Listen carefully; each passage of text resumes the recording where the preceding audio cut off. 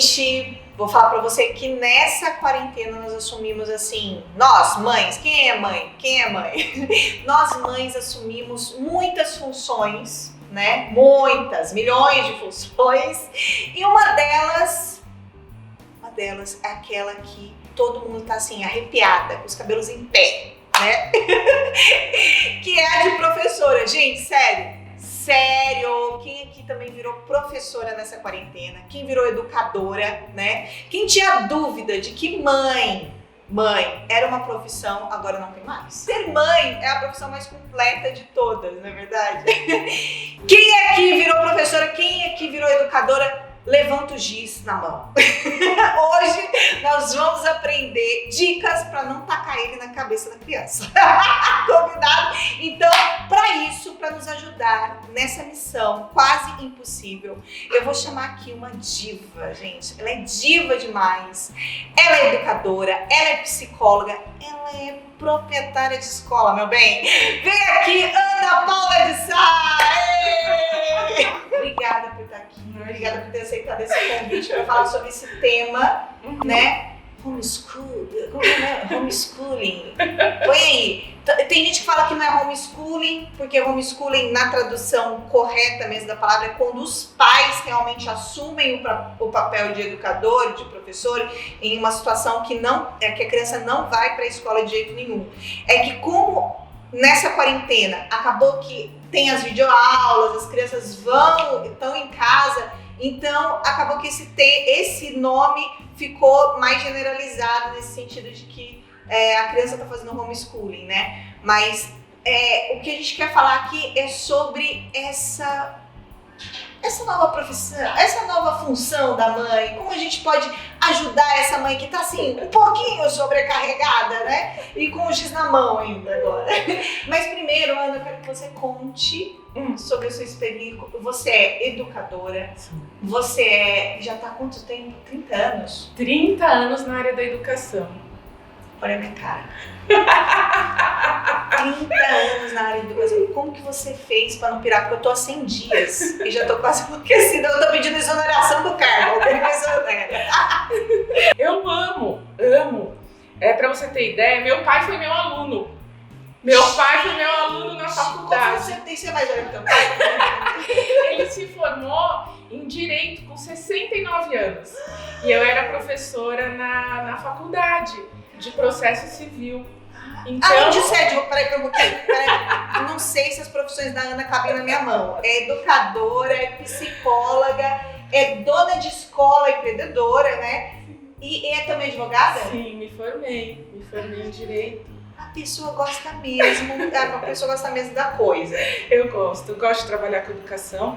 Né? Sempre trabalhei, desde os 18 anos, são 30 anos trabalhando com educação, eu amo. Porque você é educadora agora, no momento, na educação infantil, sim, né? Sim, né? Então eu trabalhei muito tempo no fundamental, saí do fundamental, fiquei muitos anos lecionando só para a faculdade, e da faculdade eu decidi que eu acreditava que eu tinha que cuidar dos pequenos para que eles fossem excelentes adultos. E aí então eu fiz essa opção para trabalhar no ensino infantil, tenho a escola e faço tudo assim com muito amor, muito carinho para que sejam adultos assim muito seguros, muito felizes. Ai, gente, o olho dela chega a brilhar, que coisa linda, o meu tá seco, tá precisando ver comigo.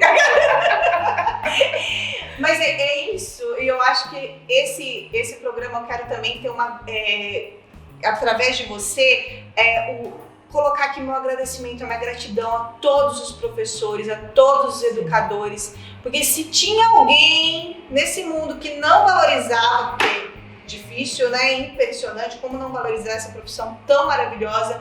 Nessa quarentena, eu acho que não resta dúvidas quão fundamental são os professores, os educadores nas nossas vidas. Chega até a me arrepiar, de verdade, eu acredito. Porque é muito... Olha, a importância que vocês têm na vida, tanto da família como na vida das crianças, né? As crianças, quando são apaixonadas pelos professores, é a coisa mais linda de se ver, né? E eu acho que como extensão da família, a escola sendo uma extensão da família, a família tem que valorizar e muito essas pessoas. Então, meu abraço apertado aí em todos os professores, em todos os educadores, diretores e funcionários dessa educação, né? Que tá aí caminhando nesse país, nesse mundo, e precisa de muito valor ainda, né, Ana? Sim.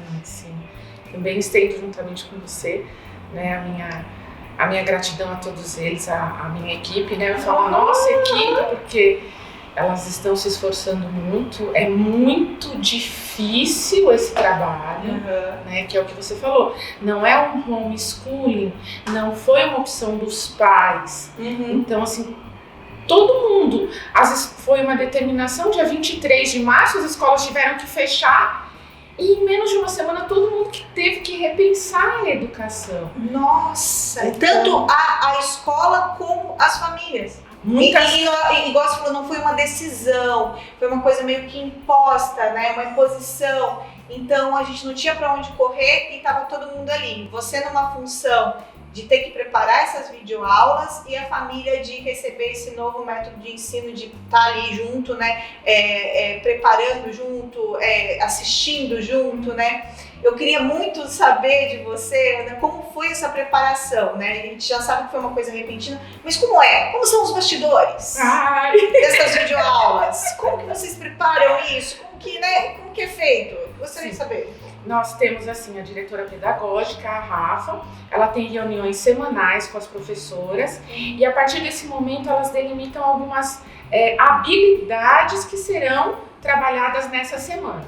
Então elas fazem reuniões virtuais e dentro dessas reuniões elas estabelecem alguns parâmetros. Então assim, por exemplo, para o mini maternal ou maternal 1, as aulas virtuais não estavam tendo um retorno muito bom. Então, nós vamos mudar essa forma de fazer as aulas, porque naquele horário as crianças estavam dormindo. Então, vamos ver o que vamos fazer para ajudar essas mães, para que as crianças tenham acesso a trabalhar essas habilidades fundamentais. E então nós decidimos reformular essa semana essas aulas. Então nós vamos gravar para que os pais possam passar as aulas no horário que eles necessitam. Então não vai ser mais ao vivo, live. Algumas séries vão continuar porque estão dando certo e outra série vai mudar. Então assim, sempre, semanalmente, a gente vai tentando fazer o melhor para aquela idade. Então se em algumas idades estão dando certo as aulas remotas, né, porque é assim que são chamadas essas aulas, então nós mantemos. Em outras séries, se não está dando certo, nós reformulamos. Então, porque assim, realmente eu imagino que seja um desafio. Henrique tá com 4 anos de idade. Errou! Desculpa, eu não sei nem a idade do meu filho. Gente, desculpa, é que Henrique pra mim é meu bebezinho, entendeu? Henrique tá com 5, vai fazer 6 já em agosto, tá? Mas assim, Ana, eu senti uma dificuldade dele muito grande em relação a essas aulas. De ficar assim, prestando atenção. Então eu acho que pra essa idade é um desafio, não é? Sim. Nesse momento, porque já são mais de 3 meses, as crianças estão esgotadas. Elas não estão suportando mais. É o que eu percebo dentro dessa dinâmica. Sim. Então, o que nós estamos conversando com os pais? Deixar um local assim harmonizado para as crianças. Por exemplo, o computador, se possível o pai trabalha do lado, porque dá uma segurança, põe o computador do lado, antes de começar a aula, conversa. O papai vai ficar com você.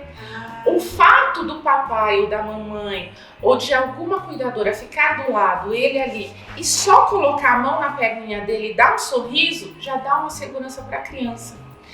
Então, quando o pai prepara esse ambiente, por exemplo, o computador, a apostila, um suquinho, uma maçã, já dá uma segurança maior para essa criança prestar atenção. Agora, o que nós trabalhamos com os pais, com as mães que estão passando por um estresse enlouquecedor, eu digo, fiquem calmos. Se a criança não quer, naquele momento, fazer essa aula, respira, não força, conversa com essa criança, olha, a mamãe vai ficar do lado, o papai vai ficar do lado, ou a babá vai ficar do lado. Diminui a ansiedade dessa criança, diminui a ansiedade dos pais e aí retoma no dia seguinte. Porque o forçar hoje, eu acredito que esteja sendo muito brusco para as crianças que perderam completamente essa rotina. A socialização, Nossa, as brincadeiras. Eu acho que, não sei se você concorda comigo, mas eu acredito que cada fase tem que ter um trabalho diferente, né, da criança. Então, essa parte da educação infantil, para mim, que tenho experiência com o Henrique, eu acho que o que mais ele ama dessa parte da educação, de ir para a escola e tudo, é a socialização. Então, não ter isso já tira uma coisa muito grande. E aprender brincando, né? O aprender brincando com os amigos, aprender com o olhar, o toque, o gesto do amigo, isso está fazendo muita falta para ele.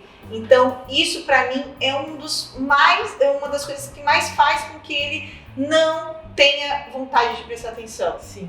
Porque ele vê os amiguinhos, porque na aula ficam os amiguinhos todos ali, ele vê tudo, mas não, eu acho que ele fica querendo entrar no computador. Vocês também são assim? E nas aulas, assim, é muito fofo, né? Porque eles entram, eles olham um, eles olham outro, aí eles ficam assim, oi amigo, oi amigo, oi amigo. Então a gente tem uns 10 minutinhos pra acalmar, pra entrar. Então, assim, é muito complicado com eles. E Fran também tem a questão da neurociência, porque o trabalho em conjunto, por exemplo, o trabalho dessas crianças no grupo, tendo todo esse trabalho do ensino lúdico, pedagógico, mas com a ludicidade, a colaboração, a criança apreende até 90%. Diante de um computador, sem essa brincadeira, porque você está na escola, você brinca, você ri, a professora conta piada, você toca no seu amigo, você pega uma borracha, o seu amigo vê que seu desenho não está de um jeito, ele vai e desenha junto e compartilha essa experiência. O aprendizado, ele chega até 90%. Diante de um computador, uma criança isolada, a atenção dela é muito difícil para fixar essa atenção naquele computador, naquele momento. Você acha que é importante o pai, a mãe ou o cuidador que estiver com a criança no momento fazer esse papel do amiguinho? Que eu tô aqui com você e tal, você já falou pra ter, mas seria legal, por exemplo, uma dica no caso da gente se transformar nesse amiguinho que ele não tá se socializando naquele momento? Então, olha, assim, se tiver um tempinho, faz um desenho junto, faz uma atividade junto, olha o meu A, olha o meu 7, faz um 7 com uma carinha. É bacana. Nós tivemos casos de algumas avós que participaram das aulas com os netos. Gente, mas olha, a avó saía da cama, tomava um banho, se vestia, punha o chinelinho e sentava assim do lado na aula. Meu Deus, que fofura! Então, isso fez muito bem pro neto e pra avó, que já tava assim... precisando voltar pras aulas. Eu tô entrando em depressão de ter que ficar aqui dentro. Legal, foi uma terapia em conjunto. Nossa, então assim... Nós tivemos algumas experiências bacanas, não só para os avós, mas para as crianças também. Então, algumas aproximações foram muito bacanas. A maior parte nem tanto, porque não puderam ficar com os avós. Não, a gente não tem, infelizmente, não estão com os avós aqui perto, né? E tá eu e o Paulo, que assim, a gente não tem tempo nem pra escovar os dentes, tem dia. Não, eu tô escovando, tá, gente? Peraí. Mas, eu acho que tem muita mãe aí que tá também tá com essa sensação de a gente acaba, porque mãe já nasce com uma culpa, né? A mãe já nasce com a faixa escrito culpa aqui na testa. Então você já sente um pouco de, eu não posso parar pra olhar a aula com ele. E eu fico assim, um dia Henrique tava numa aula que era elefantinho colorido. Aí tinha que buscar os objetos das cores. E eu lá no computador fazendo uma coisa super importante. E ele, mãe, agora é amarelo. Eu, meu Deus do céu. Ai, meu Deus do céu. Aí quando eu aqui é amarelo. Eu dei um pano pra ele. Quando eu vi, era a cueca do Paulo. Isso é uma vergonha. Tava limpa. Dizer que tava limpa, mas tava na bacia assim de roupa pra passar. E eu vi amarelo. Amarelo aqui. Ele foi lá. Aqui, tia, amarelo. Na videoaula. Acho que a professora ficou até sem graça. Ela falou assim, não, coitada dessa mãe, não vou nem falar o que é, porque ela tá falando todos os objetos. Ah, fulano, é uma amarelo. Ah, fulano, não sei o quê. O Henrique mostrando a dele. Ah, muito legal, Henrique. Parabéns. Meu Deus. Deve ter rolado de tudo nessas videoaulas, né? Mas eu sinto, o que eu tava falando, é que a gente fica com essa culpa de não poder participar mais. Eu queria ter esse papel, botar o uniforme junto com ele e dizer, eu sou sua amiga de escola, agora eu vou estudar com você, vamos fazer a videoaula, vou participar junto. Mas é aquela situação de que a gente não estava preparado para isso, a gente está vivendo uma coisa de outra, sei lá, né, uma coisa inusitada. Então, como lidar por exemplo, nessa situação? Tem um avô, maravilhoso, mas na situação em que os pai e a mãe estão trabalhando ali também no horário e não pode dar essa atenção para o filho? Fran, essa é a maior problemática que os pais trazem. Ana, eu não consigo, Ana, eu choro, Ana, eu não consigo dar conta, Ana, eu tô desesperada, eu estou cansada, eu tô angustiada. O estresse para as mães, ele passou do limite, né? Assim, alguns dias eu cheguei a ficar assim umas 6 horas com mães no telefone conversando e tentando acalmar em algumas situações, mães chorando. Então assim, primeiro, gente, calma. Não é necessário dar conta. Não é necessário. Não existe uma regra. E não é porque você não dá conta que você não ama o seu filho. Gente, vou chorar daqui a pouco. É justamente o contrário, né? Então, quando as mães me ligam, Ana, eu não consigo fazer essa aula, Ana, eu não consigo. Calma, vai haver uma retomada e nós vamos, dentro do possível, fazer uma revisão de tudo isso. É claro que com muita calma, muito consenso, sem atrasar o que está para frente. Mas o que eu converso com essas mães, olha, você ama tanto que você está trabalhando para o sustento, entendeu? Então o amor está nisso também. O amor está na fruta que você compra, está no sorriso que você dá, está no toque que você dá, está na bronca.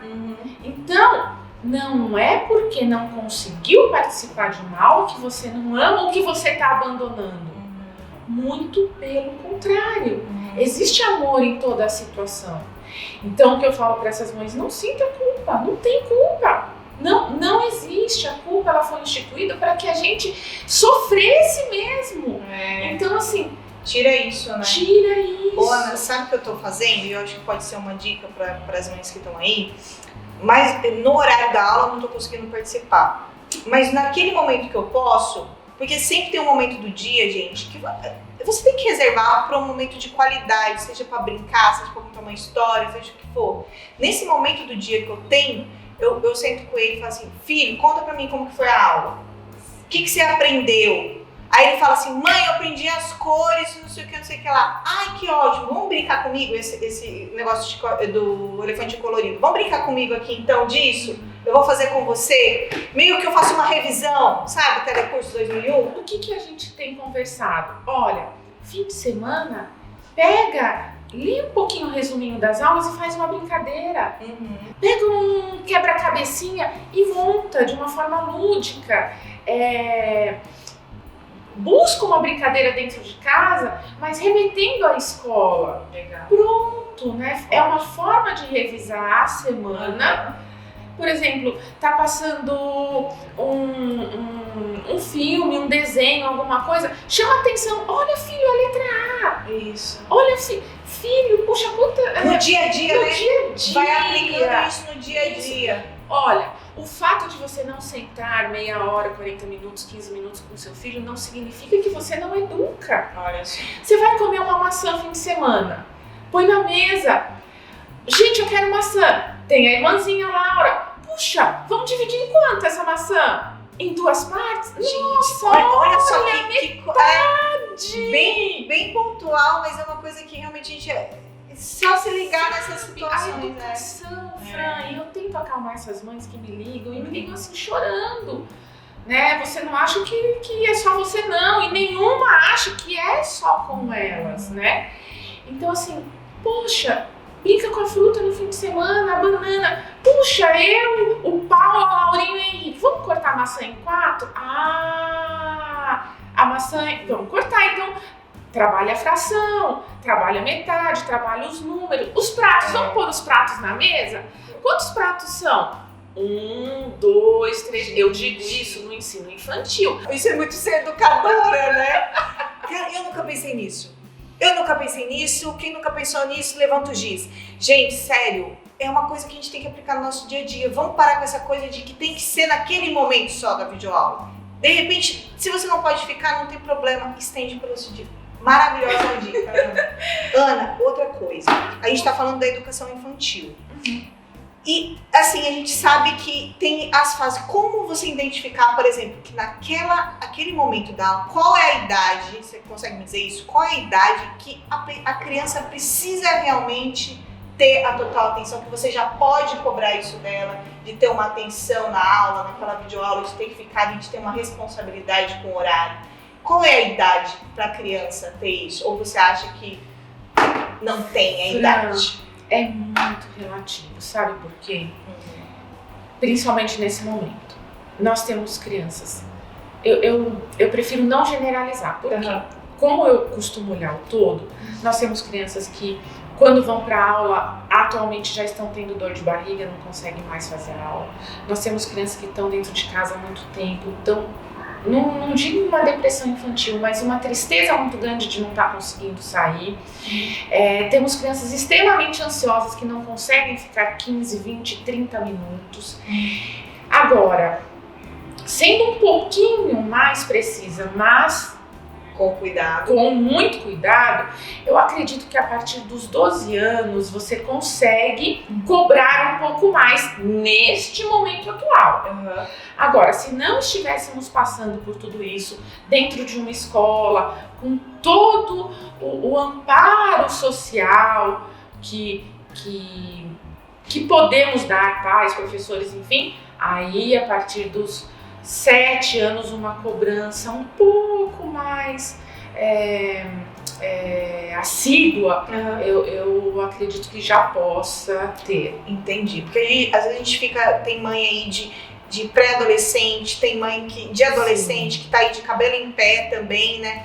E aí a gente pensa nisso, né? A responsabilidade desse horário, a responsabilidade dessa função, né? Legal, a partir de 12 anos, com cuidado, porque cada caso é um caso, né? Ana, um assunto agora um pouco mais delicado.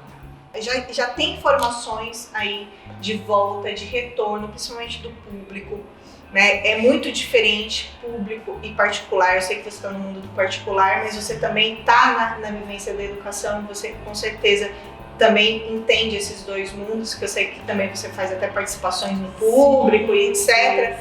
Então, público e particular, o público já tá com essa retomada mais certa, né? E não sei como que tá o particular, como que vocês estão lidando com isso. Eu queria saber primeiro do particular, né? Como que vocês estão lidando? Essa retomada vai acontecer? Se vai acontecer, como que vai acontecer? Nós esperamos, né? Então, o nosso secretário da Educação, ele está muito firme na retomada dia 8 de setembro. Ele, em todos os noticiários, ele está muito firme nessa volta, para todas as escolas. Então, assim, por exemplo, eu posso falar pelo mundo do particular. Então, assim, nós compramos aquele face shield, Aham. e uma cor de máscara para o período da manhã, uma cor de máscara para o período da tarde. E isso dependendo do horário que o nosso governador vai permitir que a escola abra. Nós ainda não temos certeza se vai abrir só meio período, se vai abrir período integral. No caso de abrir período integral, estamos fazendo assim. O álcool gel em todas as salas, já havia antes, né? Em muitas particulares, a gente como trabalha no infantil já tinha. Aquele... Totem, né? O totem, isso. Na entrada da escola, na entrada das portas.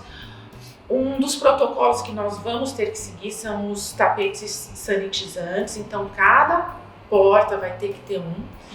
E levar 2 sapatos, então um chinelinho para dentro da sala de aula e um para fora de aula, para que tenha uma higienização muito efetiva. Então os pais vão ter que mandar sempre um sapato extra. Sim. Aquele sapato que vai ficar dentro da escola e o sapato que a criança vai chegar, ela vai tirar para entrar na sala. Sim. E aí esses 2 sapatos sempre vão ser enviados para casa para ser higienizados todos os dias, etc. Isso. Em alguns protocolos nós já preparamos a escola.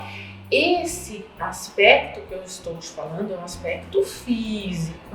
E o uso de máscaras para as crianças? Hoje mesmo saiu uma reportagem que abaixo dos 2 anos não vai precisar.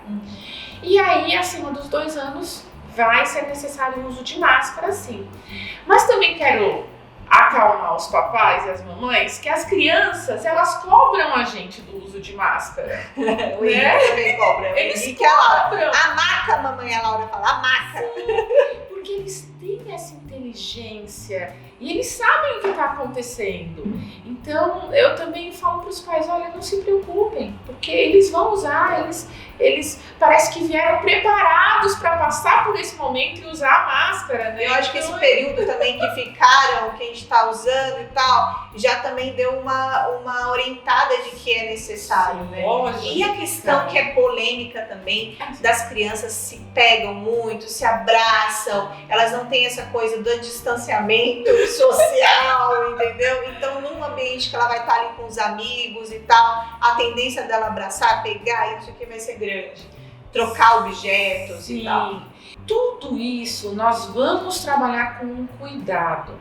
Mas assim, é muito difícil não abraçar. Então, o pai não vai ter a garantia que ele não vai abraçar. É impossível. Né? Não haverá uma fórmula matemática, no meu entendimento, para essa volta às aulas. Porque assim, temos a questão física, mas temos a questão da socialização, a questão psicológica. É claro que nós vamos orientar, não abraça tanto. Mas, primeiro que eles estão morrendo de saudade. Né? Nossa, tem tanta coisa envolvida. Tem. Então, assim, no meu entendimento, não existe uma fórmula matemática. Não existe. Então, não adianta eu falar pra você, olha, a gente não vai deixar abraçar, não vai. Vai haver sim. Mas é claro, existe um protocolo, um questionário que os pais vão responder para levar a criança para a escola. Muito importante. Existe a medição da temperatura. Então, toda semana esses pais vão ter que deixar um questionário na escola para que a gente tenha a segurança de como essa criança está indo para a escola. E aí entra uma responsabilidade muito grande da família, porque é o que eu sempre quis, esse programa, muito importante esse episódio, para a gente falar também dessa questão que a família é uma extensão da escola. Então essa coisa que a gente está vendo muito aí, e é engraçado, é cômico até dizer, meu Deus, pelo amor de Deus, a escola retorna, não tô aguentando mais, né, e tal, não sei o quê. Mas a gente não pode olhar isso de uma maneira assim, eu vou jogar ali, eu tô esperando só abrir para jogar ali e sair correndo. A responsabilidade, né, e essa coisa da família ser uma extensão da escola é isso, você participar, você ter responsabilidade sobre aquilo, né, e para você comunicar e conversar junto com a escola a melhor maneira de proceder, né, Ana? Sim. Sempre pensando dessa maneira. Eu tô deixando ali, mas lá é uma extensão daqui, aqui é uma extensão de lá. Sim. E a segurança que o seu filho tem, o outro vai ter.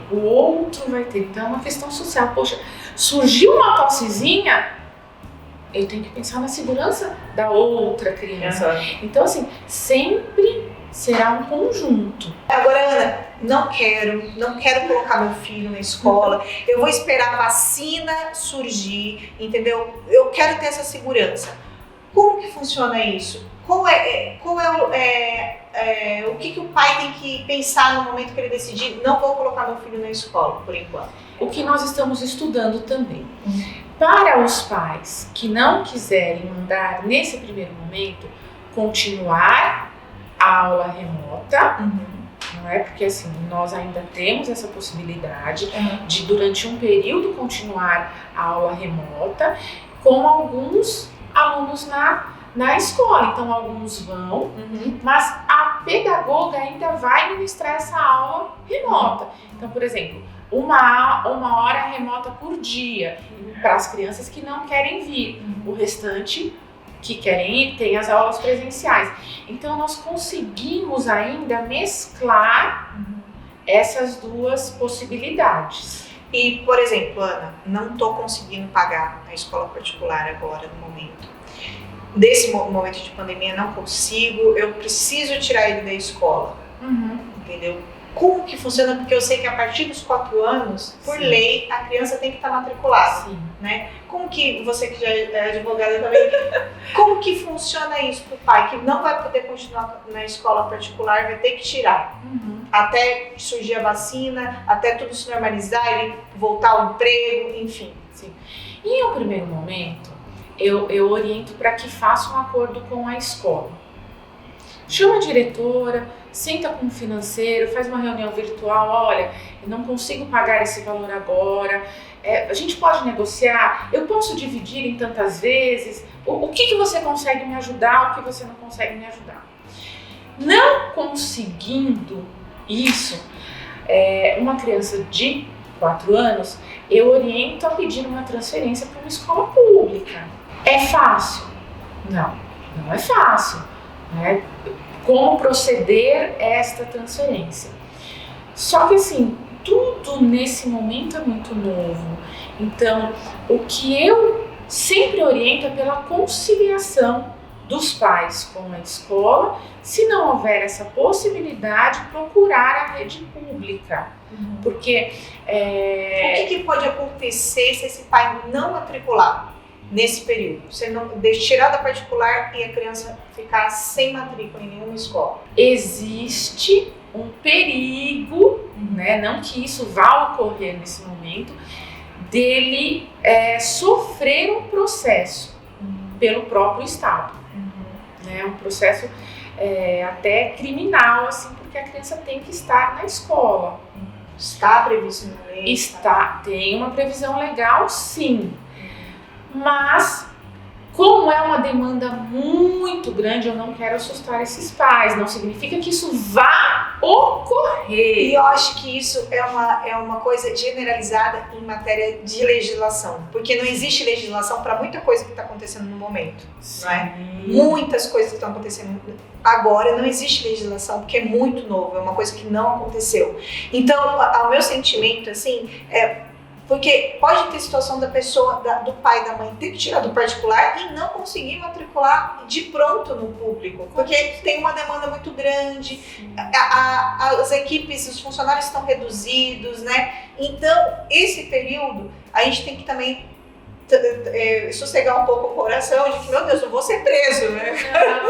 Não vão tirar meu filho de mim, né? Eu acho que tem muita gente com essa sensação assim. Não tenham essa sensação, porque embora exista uma previsão legal, no meu entendimento, e os juízes também têm essa sensatez para verificar que o momento é um momento, como você diz, inusitado, é um momento único. Ninguém nunca passou por isso. Então vão existir inúmeras decisões para que se tenha uma certeza. Hoje em dia não existe essa certeza. Eu não assustaria nenhum pai neste momento. Certo. Eu acho que é importante a gente colocar assim, eu como pai, eu como família, eu como mãe, eu não estou parado, eu estou tentando resolver, né? Sim. Eu acho que isso já é uma coisa a se pontuar. Então, eu não tô parada, essa minha atitude foi uma atitude que eu precisei fazer, né? Não foi porque eu não quero que meu filho estude. Então, eu acho que existe, igual você falou, essa sensibilidade também em relação a isso, né? Não só da comunidade educativa, educacional, como haverá também dos nossos magistrados. Eu acredito muito nessa sensatez para lidar com esse momento. Gente, temos perguntas. Ai, meu Deus! Temos perguntas, eu abri aqui a caixa de pergunta e muitas seguidoras mandaram perguntas. Vou selecionar algumas aqui pra gente responder. Ó, a Laís Cristina colocou: meus filhos podem entrar na faculdade se eu fizer homeschooling?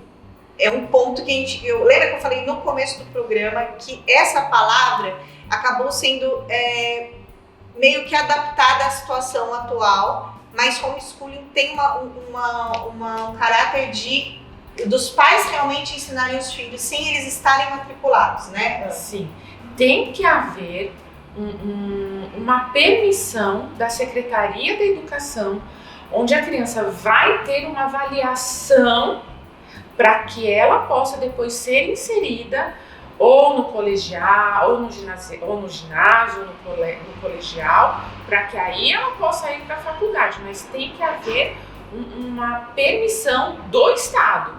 É que esse momento que nós estamos vivendo, acabou que essa palavra se adaptou a essa realidade de agora.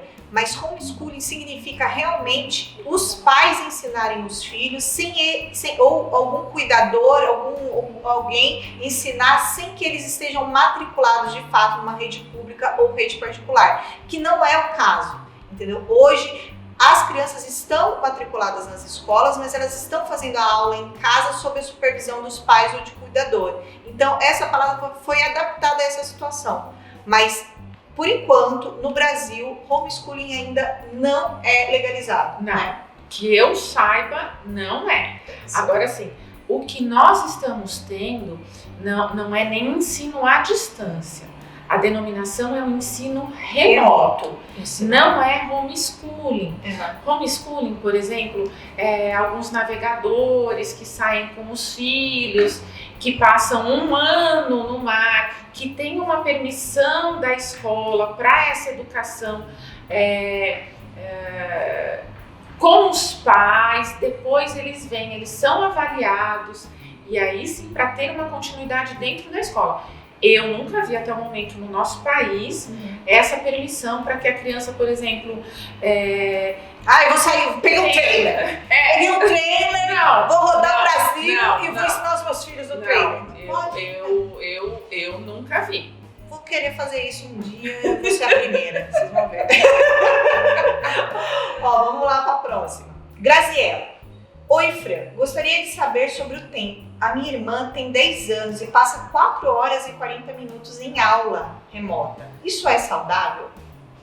Nossa. Olha, desde que não traga um nível de estresse e ansiedade gritantes para essa criança, se a criança está conseguindo participar disso sem sofrer um estresse muito grande, nós não vamos saber como será isso para essa criança no futuro, os traumas que isso vai gerar no futuro. Depende muito do método de ensino. Método de ensino. É muito particular. Muito particular. Eu, como psicóloga, não orientaria. No entanto, neste momento, é o que podemos ter. Agora, uma criança, sozinha não, com o pai do lado, com a cuidadora do lado, 4 horas diante de um computador, tendo aulas que você não sabe ali se ela está prestando atenção ou se a cabecinha dela tá lá no menino que ela paquera, tá lá, né? Nós só vamos saber a efetivação desse ensino remoto nos anos subsequentes. Agora, eu não consigo afirmar nada com certeza. Porque é muito particular também, cada caso é um caso. Mas prestar atenção na sua irmã é muito importante. Nas reações que ela tem na hora dessa aula, em como ela está reagindo após a aula, antes da aula, qual o nível de ansiedade dela.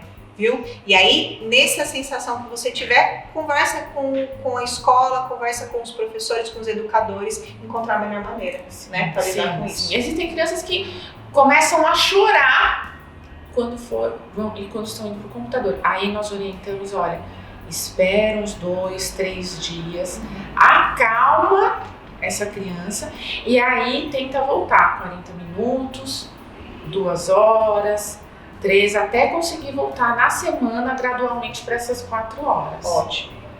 O Matheus, ele não é pai, mas ele é tio. E ele tá aqui falando que a sobrinha dele já tem essa diversão online. Então, o passatempo dela já é assistir desenho, fazer joguinho, assistir vídeo no celular.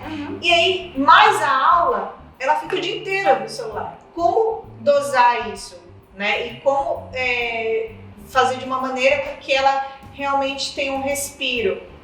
É uma questão... Acho que muita gente também tá com essa questão. É uma pergunta excelente. 10 anos ela tem. 10 anos. Então, nós temos que trabalhar muito a questão da socialização.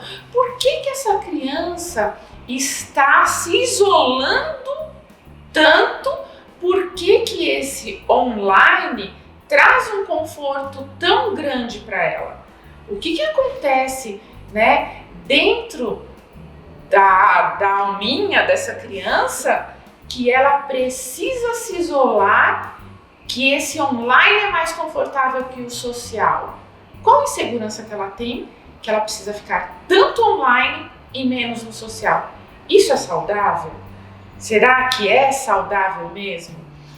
Então, assim, eu acredito que nem tanto. A minha experiência, Henrique também ama assistir no celular, ama assistir os desenhos dele na televisão, mas o que eu sinto? Que esse desejo dele fica mais forte quando nós estamos ausentes. Eu, o Paulo, entendeu? Então, quando eu sinto que ele tá muito assim, eu já me ligo, amor, vamos fazer um jogo, vamos jogar um joguinho com ele, vamos fazer alguma brincadeira com ele, vamos passear com ele pelo condomínio, entendeu? Vamos fazer alguma atividade. E aí, ele não fica triste quando eu dou a opção. Henrique, vamos parar aqui de assistir? Vamos jogar esse joguinho que ele gosta? O joguinho lá de hambúrguer, de tabuleiro que ele gosta. Vamos falar? Vamos, mãe! Não sei o quê. Na hora ele se anima. Então, eu acho que é um pouco disso. Talvez você perceber que a criança está muito e trocar por coisas, atividades em família, né? Sim.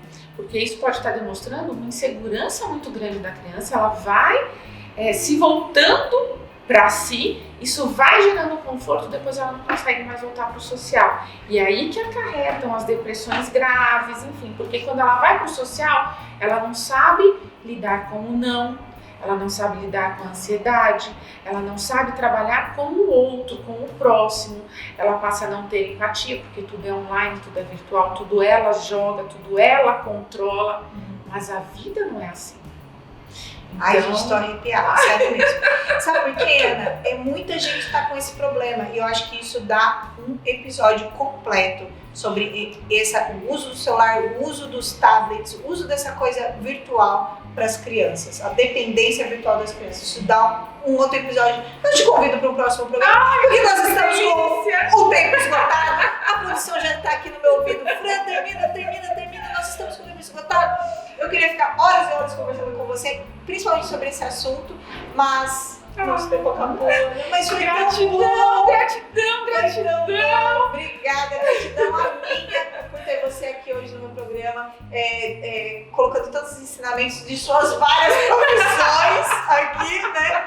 Muito obrigada. Você não teria outra pessoa tão sensacional para eu convidar como você. Obrigada, Ana. Imagina, eu E olha, fica aqui um abraço apertado para os educadores, professores e para as mães que estão enlouquecidas com giz na mão. Tá com o giz na mão aí segurando, guarda na caixinha, fica tranquila, vai dar tudo certo, vai passar, porque o mantra do tempo é esse. Vai passar. Combinado, gente? Né, Ana? Obrigada, viu? Te vejo no próximo programa. Claro! E eu quero desejar harmonia para todas essas mães que estão em casa, né?